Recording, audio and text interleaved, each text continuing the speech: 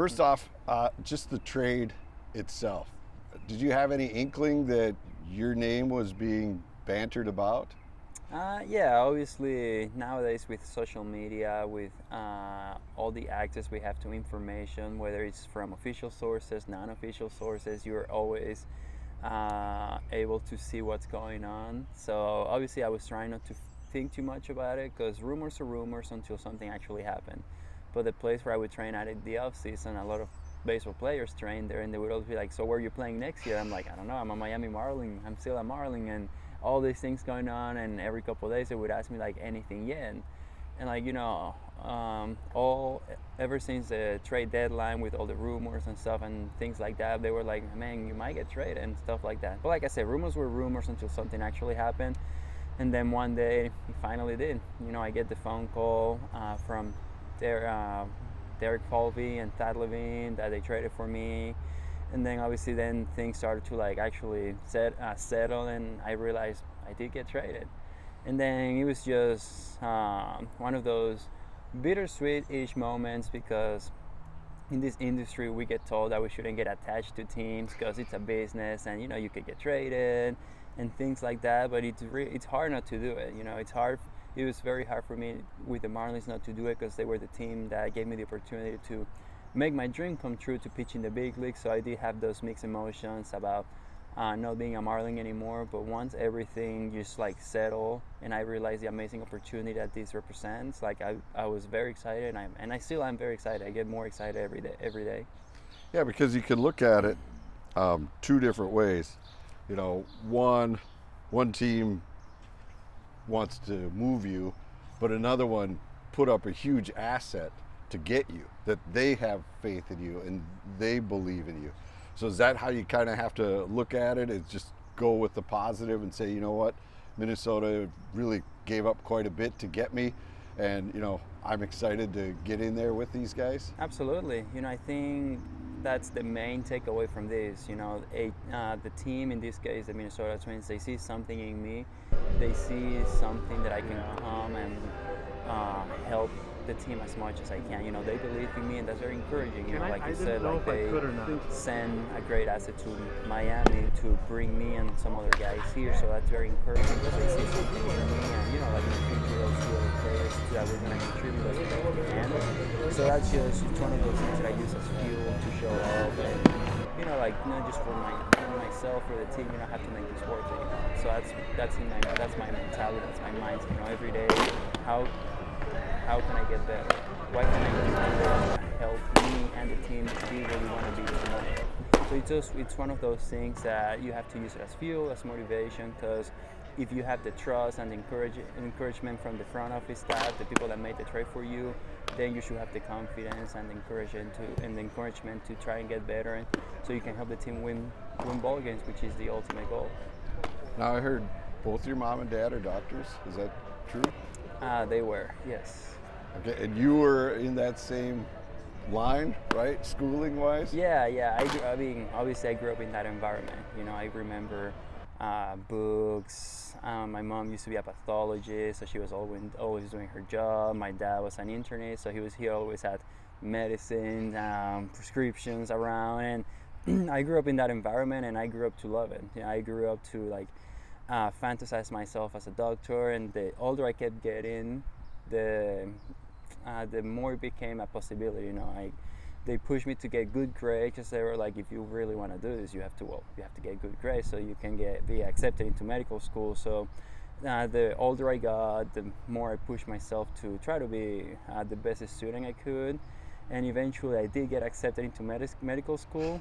But within the month, I got an offer from the Seattle Mariners to play professional baseball, and then I was at a crossroads where I had to make a decision, and obviously I chose baseball, and I'm really happy that it worked out. So how did baseball become such a passion for you? Because all these players here that I've talked to over the years, there's always something that drives them that I don't have, that common people do not have, but you guys got something in you that makes you push through. Do you know what that drive is inside you? Yeah, no, so I think I learned to love baseball because I've always loved sports, I'm one of those people that I can't stay home and not do anything. I have to be out there and just doing some sort of physical activity. And my dad was really the person that introduced me to the sport. He played the amateur ball when he was in college and then in Venezuela. So he's the person that really gave me that love for the sport. And then he was my coach. He would take me out to the field and play catch and train and practice.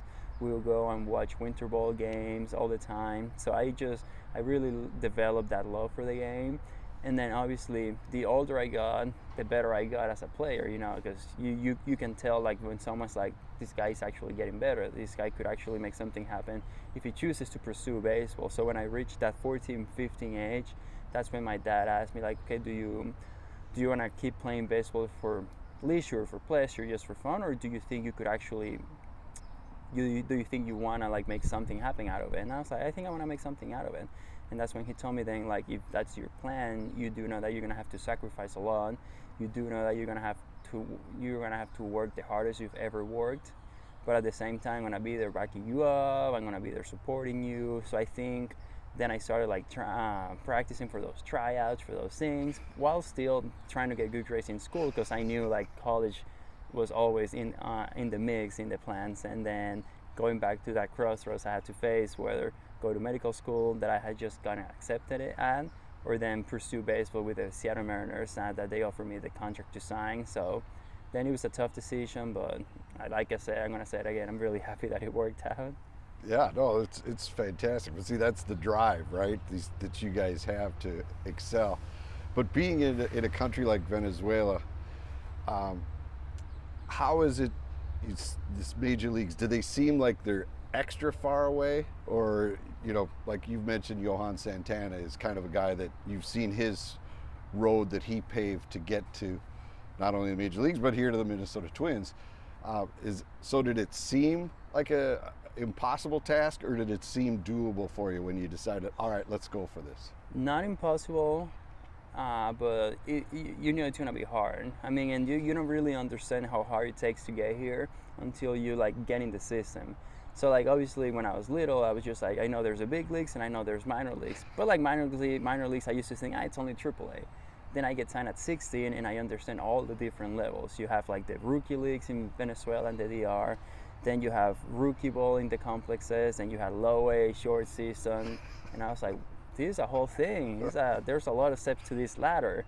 But then it's just one of those things. But like obviously, so many people have made it. Unfortunately, more people doesn't make it. But there's a number, there's an amount, there's a percentage of people that actually make it. Then like obviously, if I take this seriously, if I really have the discipline, the persistence, relentless, and all those amazing qualities and values, I think I can make something happen out of this. So I really took my development seriously. I really took every opportunity, every chance that I got. I don't know. Like I told myself I have to make this worth it. I have to make sure that every day I'm trying to get better. I have to make sure that my development is the number one thing, so I can be where I want to be, so I can be where my idols were, where my idols are. So it didn't seem impossible. It seemed hard, but at the same time, kind of doable. I mean, doable, because some people have made it, some people are still making it. So you knew that it was achievable. It was just gonna take a lot of discipline, a lot of hard work. But if you really made that happen with that drive, then obviously you knew like the door was eventually going to open for you. Why was Johan a favorite of yours? Was it more because he was from Venezuela and kind of showed you the path, or what he was as a person? Because he is from Venezuela, how good he was, but also the way he played the game. I think he looked like a true professional, like a pro's pro, a class act on the field and off the field. And he was also very involved with the place where he's from in Venezuela. I think he would go back every off season. Like he's a person that didn't forget his roots. I'm sure he knows where he comes from. He knows all the things he did. I'm sure he has all those things close to his heart. So I think just seeing those things, that who he was on the field, who he was off the field, you just made him like I said, like a pro's pro, such a easy guy to root for, a role model, and then it's just the fact that he also is from Venezuela, just like me. It's like the cherry on top. That's perfect. All right, what are you thinking about when you're on the mound, bases loaded, 3-2, and you're sitting in there in that situation? Are you like, bring it, let's do this? Absolutely.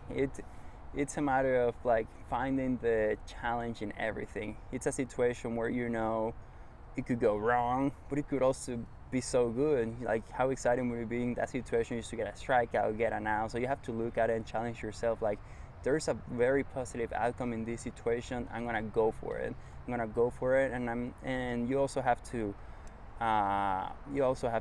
really control your emotions in that situation, because your emotions can take you out of the present moment. So that's really a situation where you have to be in the moment. Your focus have to be on the execution of the pitch. You can't be on the mound thinking, oh, this is a celebration I'm gonna do if I get this guy out. You have to be present in the moment, but also realizing that it's a challenge to yourself to make a good pitch to get out of that situation. It's gonna help, the team to win, stay in the game, stay within, 1 or 2 runs, all those things. So I see it as a challenge. I see it as an opportunity to really prove myself that those situations doesn't change who I am. Those situations just make me focus even more and stay true to myself and just execute a good pitch.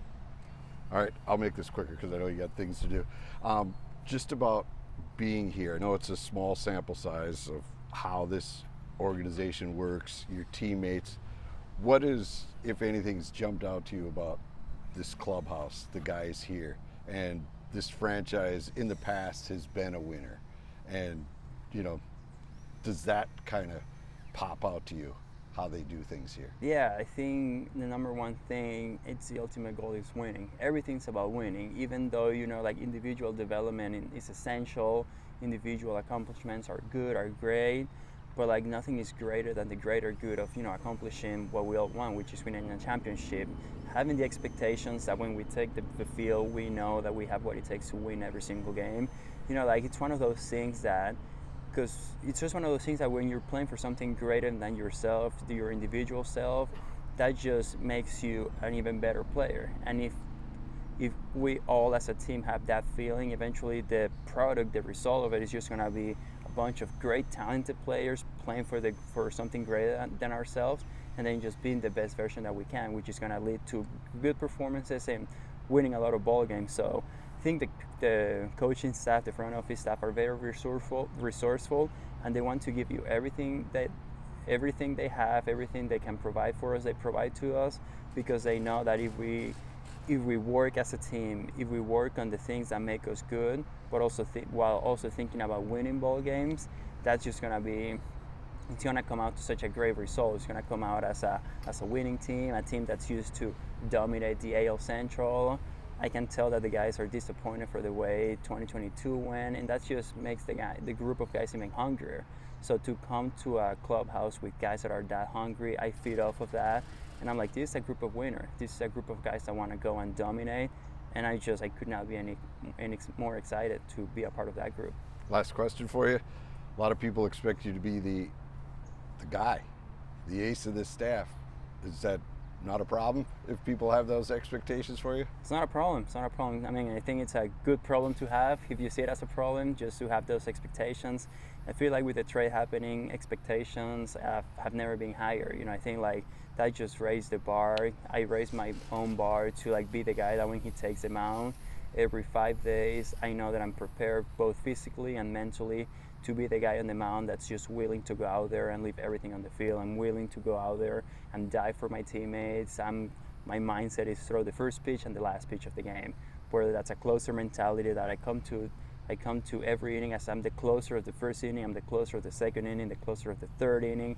So I think, and it all starts with your routine, your preparation. If you feel that you're not prepared, then unfortunately sometimes on the field, baseball notices that. The sport notices if you're not prepared, if you're not ready, and then you'll encounter some tough situations. But if you're the kind of guy that you did everything in your power, you did everything the best you could to prepare yourself, then you're going to be prepared for any outcome, any situation, and then you're going to be ready out there to just leave everything on the field. So My ultimate goal is be the guy that every 5 days everyone knows that whatever amount of pitches I make, every pitch is gonna have 100% of intention, 100% of purpose, and 100% of just relentless mentality behind it.